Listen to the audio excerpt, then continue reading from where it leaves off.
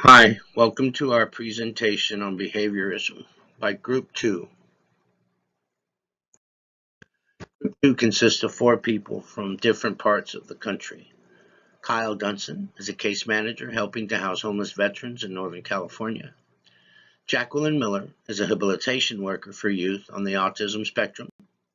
Andrea Schmalzer is an analytical consultant for Experian who is transitioning into the field of social work. And Michelle Tueller is a kinship care caseworker. Together, we are Group 2. It is true what they say, teamwork makes the dream work. And there was a lot of teamwork inherent in the creating of this presentation. We did a very good job. What is behaviorism?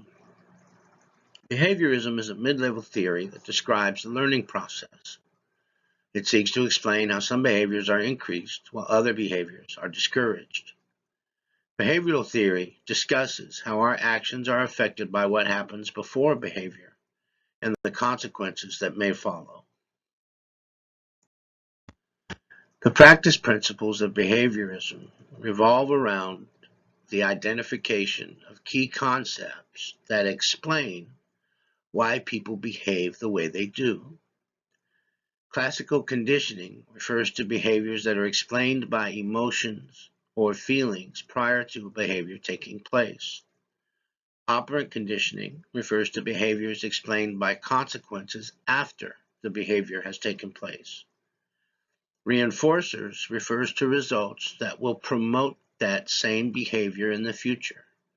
Punishers refer to results that will inhibit that same behavior in the future. Imitation refers to behavior that's learned through observing or observation. And cognition refers to the automatic thoughts or the core beliefs that influence emotion and behavior.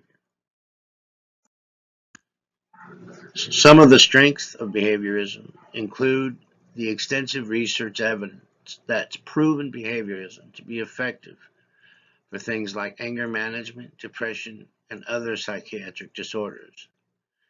Behaviorism has also shown positive effects for people of all ages, from youth and adolescents to middle-aged and older adults as well. Behavioral theories can offer an explanation and compatible intervention opportunities for various client groups and various social problems.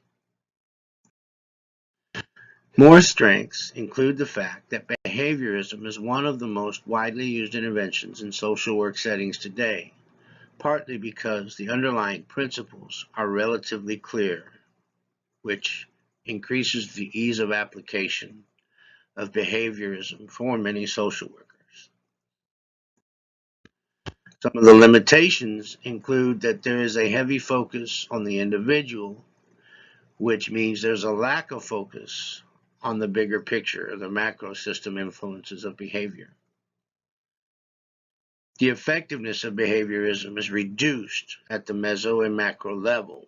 That means the more influences for a behavior that you have, the less chance that the intervention for behaviorism will be successful. There is also a concern that behaviorism gives social workers too much authority and reduces the client's self-determination. It can mimic colonization, making diverse clients feel forced to adapt to the social norms and values of the dominant culture. The notion of an actual science describing why people behave the way they do challenges the assumptions and the beliefs of most human beings. Also, behaviorism attempts to put human behavior into a defined box. Different cultures express different behaviors for different reasons.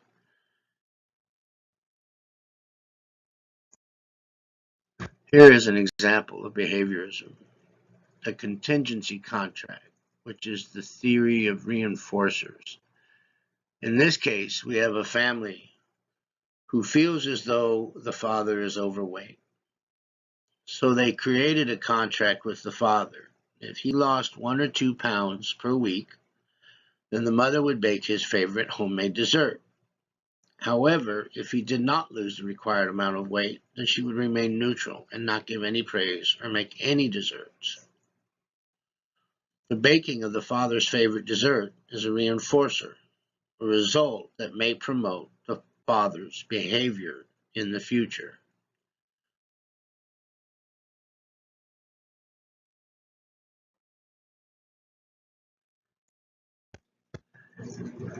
In using behaviorism with diverse cultures, a competent social worker must make sure that they are aware of some issues that could result in the practice of behaviorism as it pertains to that culture. For example, using rewards for youth in Asian, Hispanic, and Native American cultures can create situations within their groups that make them feel like they are showing off if they are doing something right.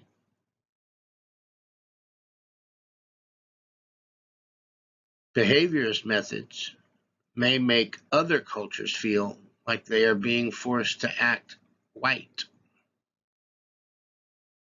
Hispanics tend to be more interested in approval from others as a reward, whereas Anglos tend to appreciate more monetary type rewards. These are our references. Thank you for listening to our presentation.